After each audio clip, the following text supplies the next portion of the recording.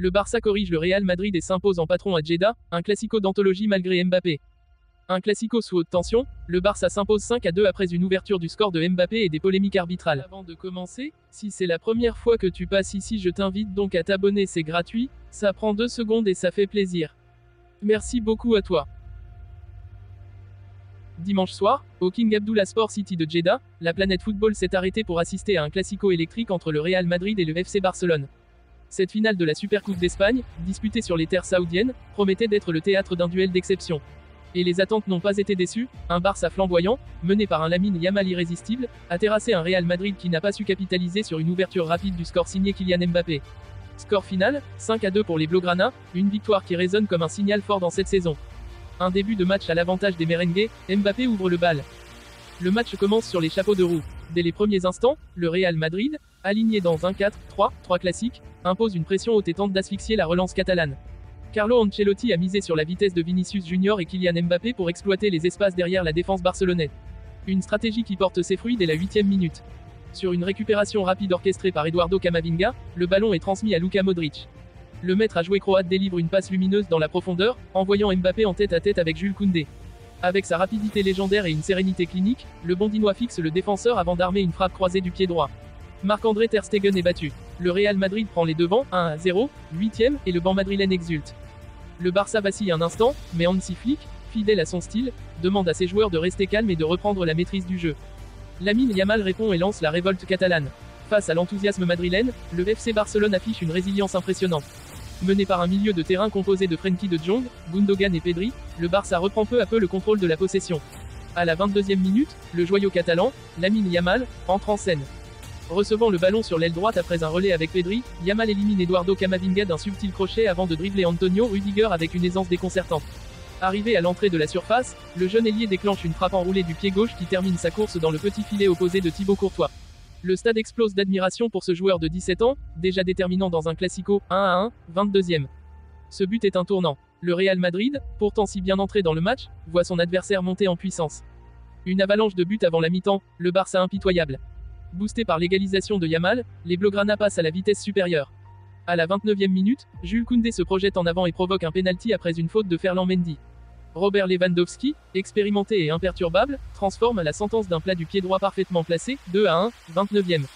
Le Real Madrid semble perdu, et les erreurs défensives s'accumulent. Une longue transversale de Jules Koundé trouve Rafinha, totalement oublié par Ferland Mendy. Le Brésilien ajuste une volée sublime qui ne laisse aucune chance à Courtois, 3-1, 41e. Juste avant la pause, Alejandro Balde profite d'un contre supersonique pour inscrire un 4e but. Lancé par Frenkie de Jong, le latéral gauche élimine Dani Carvajal et déclenche une frappe croisée du gauche qui vient se loger dans le petit filet, 4-1, 45e. À la pause, le Barça est en démonstration, laissant un Real Madrid abasourdi et sans solution. Une réaction timide des merengues en seconde période. De retour des vestiaires, Carlo Ancelotti tente de changer la donne en faisant entrer Rodrigo pour dynamiser l'attaque.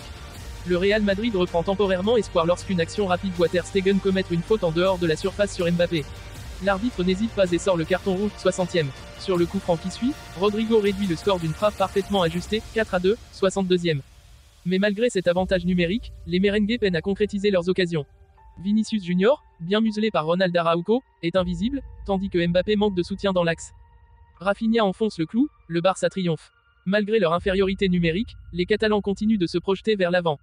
À la 68e minute, Rafinha s'offre un doublé après un 1-2 splendide avec Pedri. Sa frappe surpuissante sous la barre scelle définitivement le sort du match, 5-2. Le Real tente bien quelques incursions dans la surface barcelonaise, mais Iñaki Peña, entré en remplacement de Ter Stegen, réalise plusieurs arrêts décisifs. Les merengues finissent la rencontre sans véritablement inquiéter un Barça qui contrôle parfaitement les débats jusqu'au coup de sifflet final. Une victoire au goût de triomphe pour le Barça. Avec cette victoire éclatante, le FC Barcelone envoie un message clair à ses rivaux. Sous la houlette d'Hansi Flick, les Blaugrana montrent qu'ils sont capables de rivaliser avec les meilleurs et de s'imposer dans les grands rendez-vous. Pour le Real Madrid, cette défaite met en lumière des failles importantes, notamment sur le plan défensif, mais aussi une dépendance excessive à Kylian Mbappé. Carlo Ancelotti, déjà sous pression, devra trouver des solutions rapidement pour relancer son équipe. Ce classico restera dans les mémoires comme l'un des plus marquants de ces dernières années, illustrant à merveille l'intensité et la rivalité historique entre les deux géants espagnols. Le Real Madrid et le FC Barcelone se retrouvaient aujourd'hui en finale de la Supercoupe d'Espagne pour un classico qui a tenu toutes ses promesses. Mais malgré une ouverture du score précoce des merengues grâce à Kylian Mbappé, le match a rapidement basculé en faveur du Barça, avec des décisions arbitrales contestées qui ont fait basculer le scénario.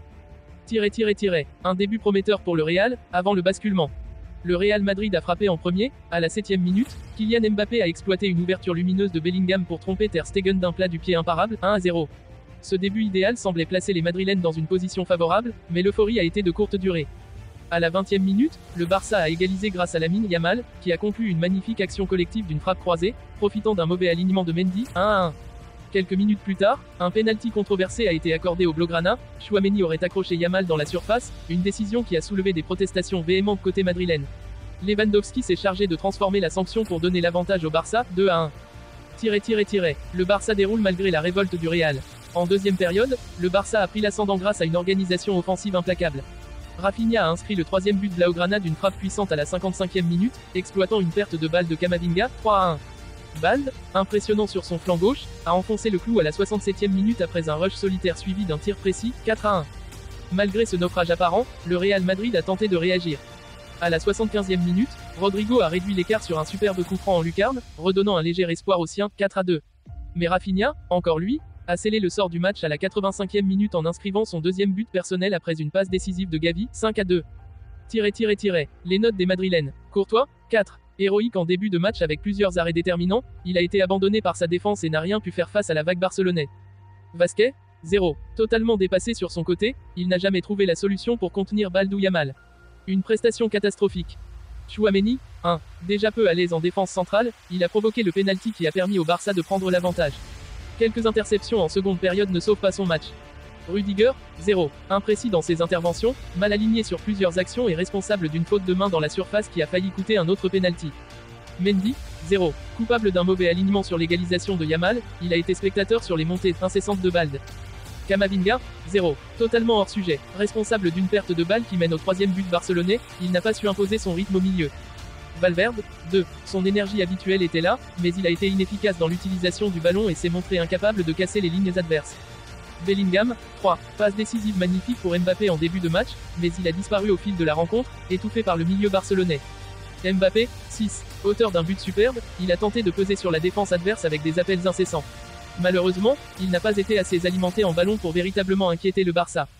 Rodrigo, 5. Son coup franc en lucarne est un chef-d'œuvre, mais il n'a pas su peser davantage dans le jeu. Un classico frustrant pour le Real Madrid. Si le Barça a brillé par son efficacité et sa maîtrise collective, ce classico a aussi été marqué par des décisions arbitrales controversées qui ont déstabilisé le Real Madrid.